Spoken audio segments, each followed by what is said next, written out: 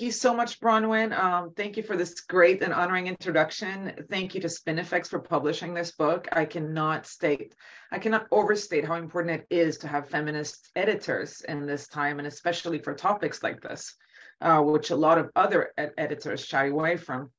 And happy Women's Day, everyone. I see a lot of people I know here.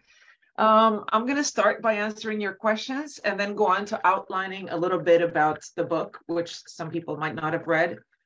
A note on Sweden: some people might have been surprised by the fact that Sweden latched on to gender identity theory so fast. A lot of people abroad have this idea about Sweden as, being a pioneer when it comes to abolitionist laws on prostitution, equality between men and women, and so on. What one tends to forget is that Sweden is a very modernist country that always wants to be the first. So when gender identity theory came along, it was seen as modernizing legislation. And that was actually the term that was used by politicians. We have to make it up to date. The ideological implications weren't even discussed. It was just a matter of updating as if it were a computer program that had to be actualized. We were very early with using puberty blockers on children, and very young children, and very many of them.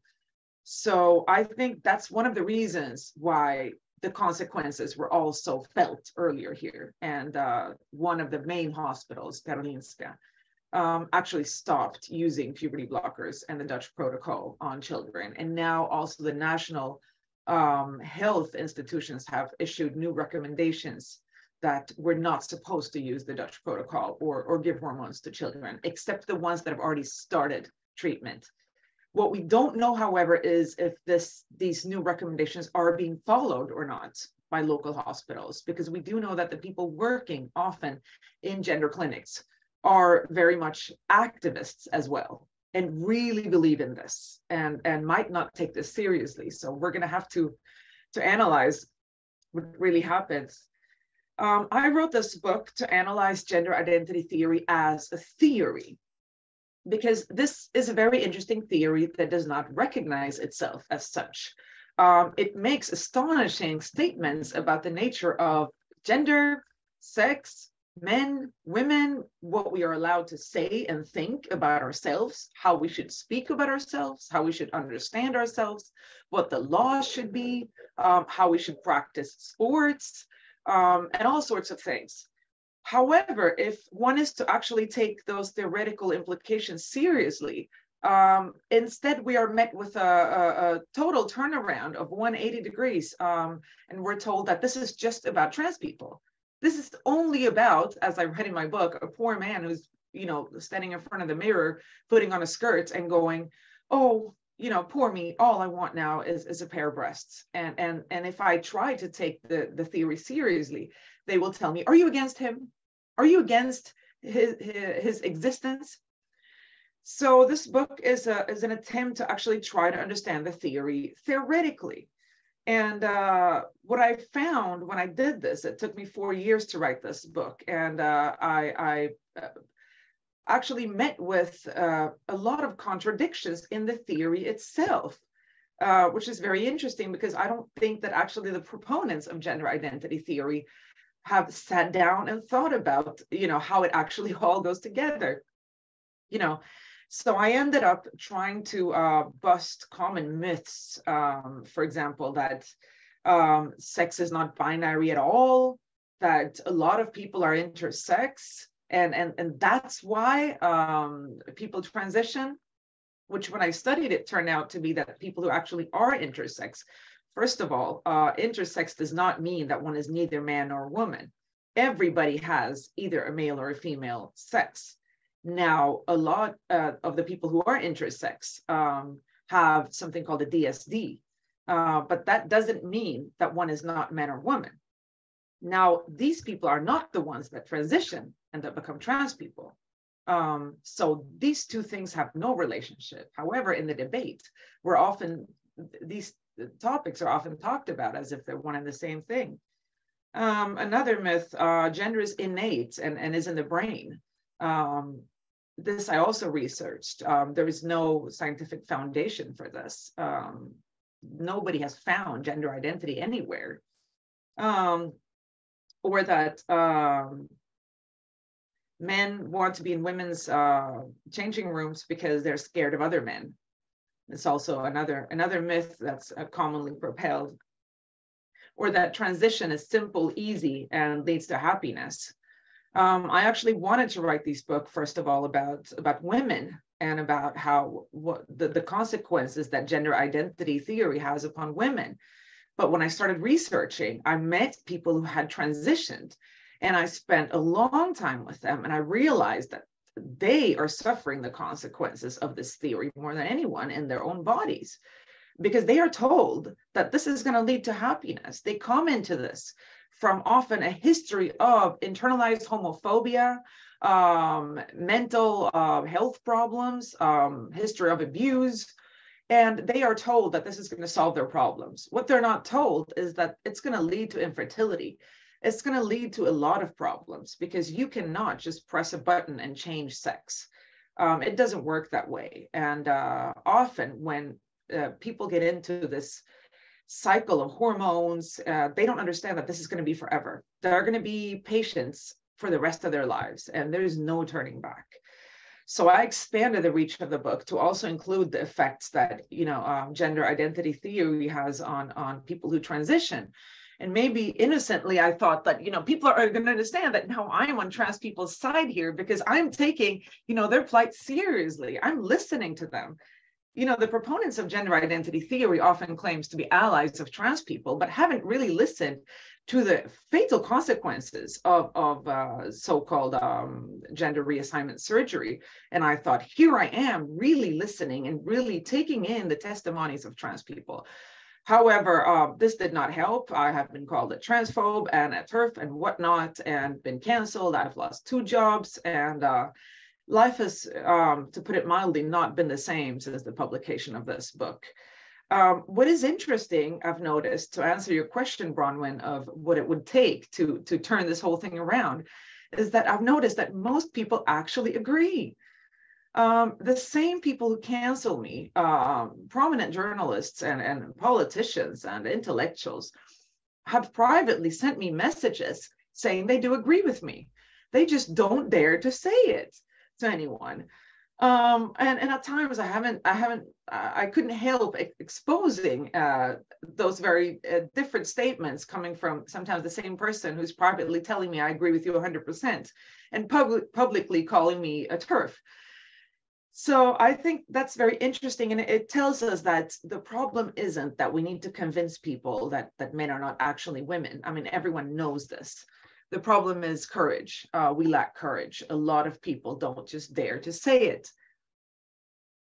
So I think the more people that come out and dare to speak their mind, I think it's going to come to a certain level where, the tide will turn, and then a lot of other people will follow and just say that they've always thought this. They just didn't dare to say anything. Which is a bit sad, because it makes you realize the kind of opportunist nature of a lot of people. So even though I'm positive that the tide will turn at some point in time, we will have lost our faith in humanity, to put it mildly. My book analyzes gender identity theory from 3 levels. The way I see it is that it operates on 3 levels. Most people just get to the first level. And on the first level, we're told that this is about tolerance. This is about diversity.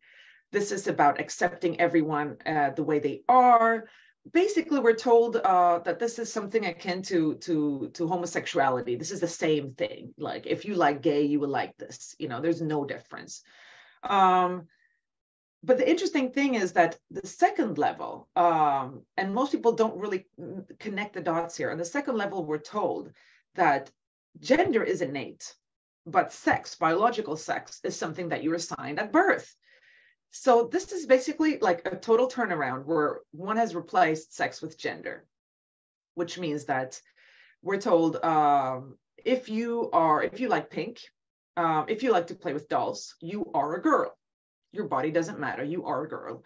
If you like to play with cars, if you don't mind getting dirty, you are a boy. And if your body happens to disagree, the body is wrong and the mind is right, and the body has to be changed. So instead of tolerance, we are back into a kind of extremely invasive and repressive idea about the role of men and women, about gender, and exactly as you were saying, Bronwyn, about you were either Barbie or G.I. Joe.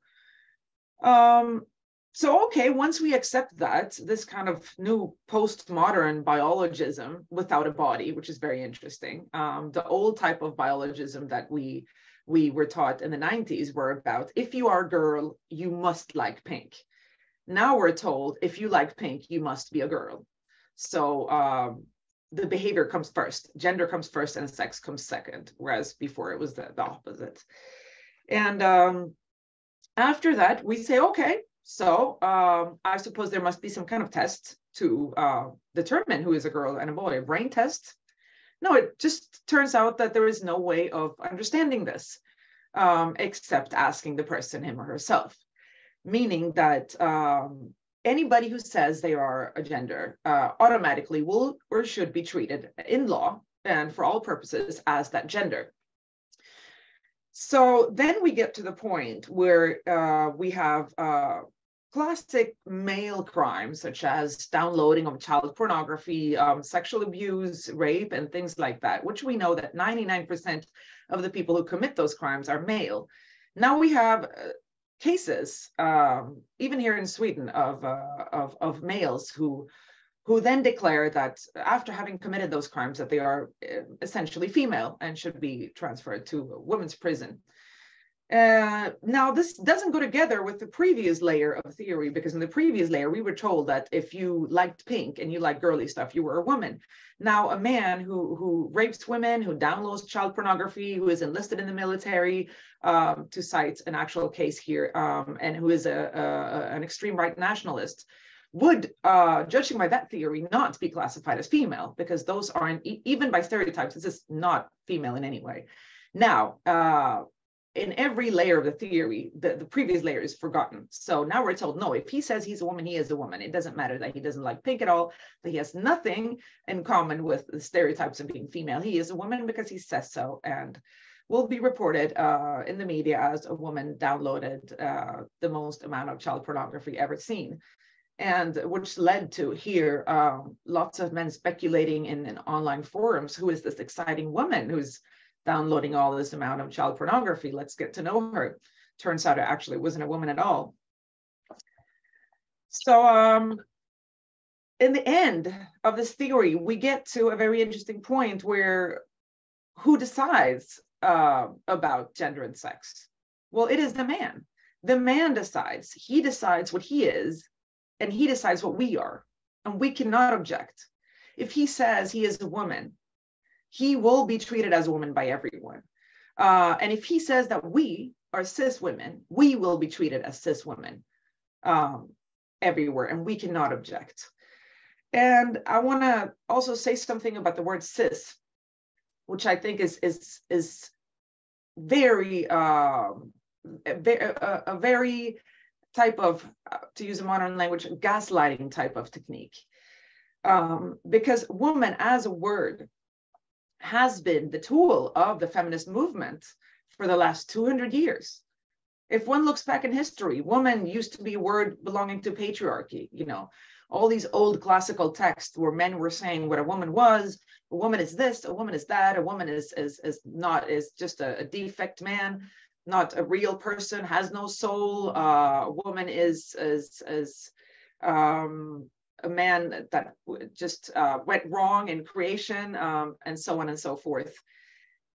Women, the last 200 years, have taken that word back and started using it, started understanding woman as an oppressed class with the right to revolt.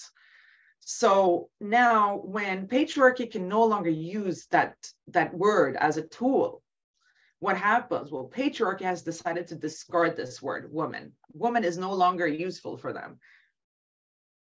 Because when we say woman, we understand the totality of women's oppression. We understand the violence against women, the lack of resources that women have, the lack of medical research about women's bodies, menstruation as taboo, religious oppression of women, all that we understand when we speak about women. Now, what is being done to the word woman is a metaphor for what's being done to women all over the world, which is fragmenting, cutting up, making it mean its exact opposite, and adding the prefix cis. Now, if I say I want to fight for women worldwide, that means something, it's powerful. If I say I want to fight for cis women worldwide, it doesn't quite have the same ring to it, does it? So if I would rename this day International Cis Women's Day, basically that would mean International Day of millionaires, white privileged women worldwide, right? Because that's what cis woman actually has come to mean. Cis means privileged. So all of a sudden, we are renamed privileged people. And the most oppressed of all women, we're told, is the trans woman who happens to be born a male. Now, this thing that you can identify however you like is valid for all categories except trans women. I cannot identify as a trans woman. I cannot come out and say, I feel like a trans woman, so I am one. No, you have to be born a very physical and biological male to get access to that title, while the title woman seems to be open for everyone, which is another contradiction in this theory. So I am not one of the women who, after having been canceled, has gone to the right. I am still a feminist and a Marxist and a socialist. I based my book on feminism and dialectical materialism. Dialectical materialism for me means that I see sex and gender as basically has a dialectical relationship akin to nature and culture. I'm aware that lately the left and big parts of feminism worldwide has gone astray on this question, but I stay firm, anchored in my theory, and I'm actually positive. I don't think that this reign of gender identity theory is going to last forever. However, I do think that the effects of it have been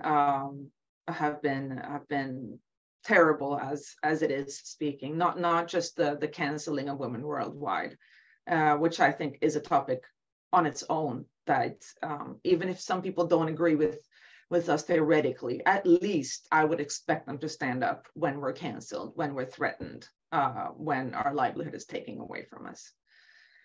So yeah, I would just like to thank you for listening, and maybe some of you will have comments or questions.